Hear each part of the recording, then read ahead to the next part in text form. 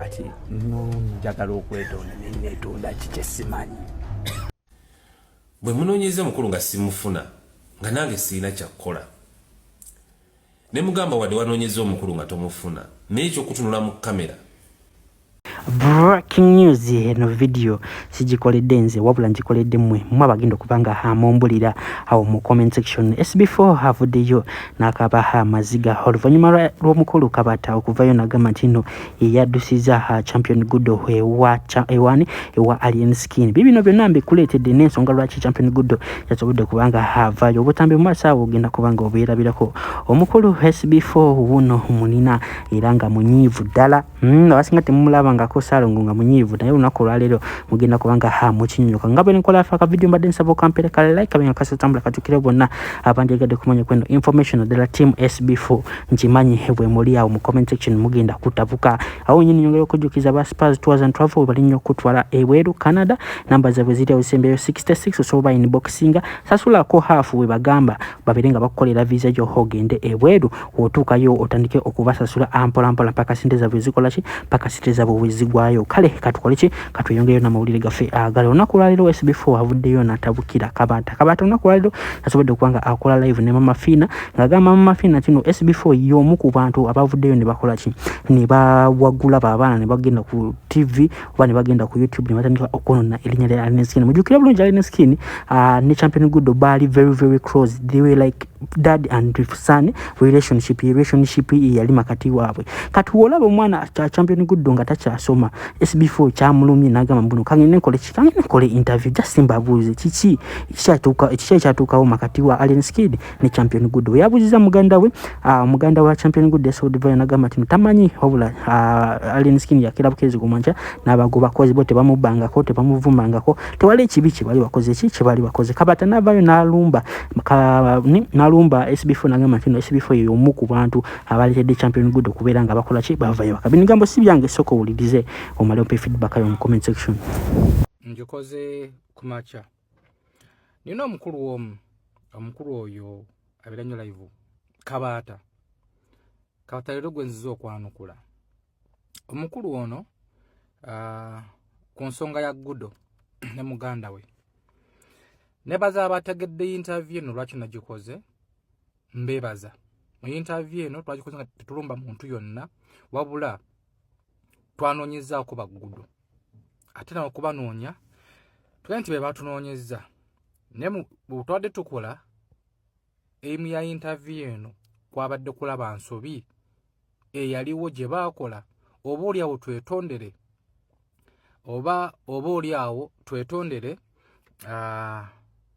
Alien abaana bano addemu abazaale era gwe gwabadde omulamo gwa interview eyo era nabo baagaye tamanyi kyabagobyayo tho tukyanoonyereza ekituufu era mu interview obanga giwuliriza nga tunoonya ne ku Alien oba oli awatutangaaze wabanga waliwo ensobi abasonyiwe nze ngenda kusalutinga Alien okubeererawo abantu okubeerera omuntu yenna walaba abantu nga tubalinako Oluganda tutasobola tubeererawo naye wabanga yasobola okujja Gudo ekawempe n'ambeerawo mu mbeera yonna eyo saluti ne mu interview nagimuwadde nakati nkyagimuwa kuba era abeera n'abantu bangi ababeereddewo.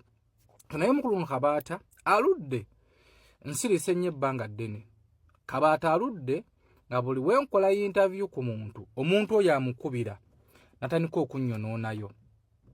Wano lama yavaayo n'ayogera ku Kabata temwamutegeera. Kabata buli interview gy'okola ku muntu obanga tugeze nga wa TikTok nga avaayo nga akubira omuntu oyo nga tanko mubuuza kati webakwadde interview bakwadde sente mmeka wafunyemu ki de Kabata I respect you nekyo kisusse wenviriddeyo kisusse ne ku kakono wakumba mu kakono omuliro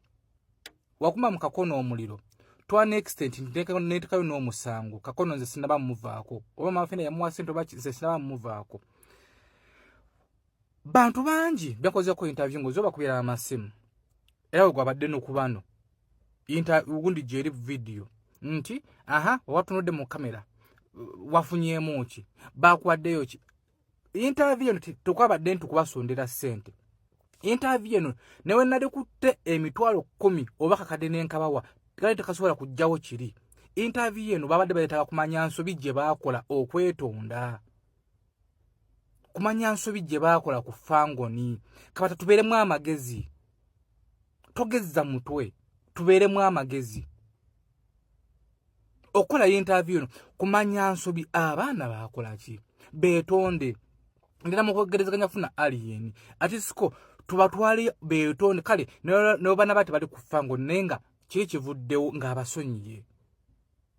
Interview tenamayo ya desawe 5 oli kuli wafunyemu ki. Everere bantu bangi abavuddeyo nga baagala okuyamba bana abaana. Lindako wayitawo omwezi obuuze nti watuna mu interview ya SB4 wafunamu ki. Mutulemesezza okukola izi interview. Kabata gwe otumesezza okukola izi interview ku bantu. Abantu batunoonya no basindike waka bata mugende waka bata. Nga tuwala ebintu nga bino.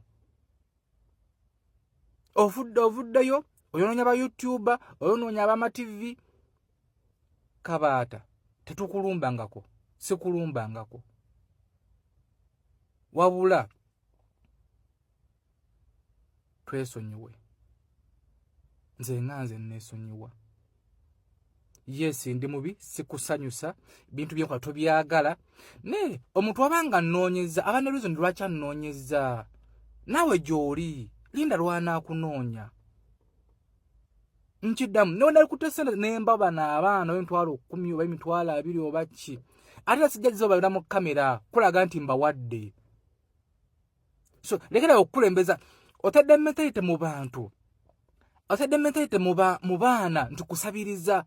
Gwoletedde abaana okusabiriza.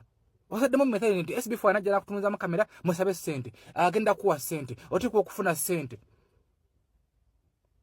Sente mitwalo 10 gyoyagala mpe gudo. Asobola okufuna education mu interview eyo. Asobola okufuna mu ebyamakulu mu interview eyo. Whatever nti just ne alien wabanga tugeze nti gudo yakola ekikyamu oba swaba kyamu kakola ekikyamu alien yamunyigira basi okubulwa emirembe ne wabanga abasonyiyo ku mutima n'abasonyiwa basobola obulamu busobola okutambula. So jamu bantu mentality eyo eya sente temala byonna.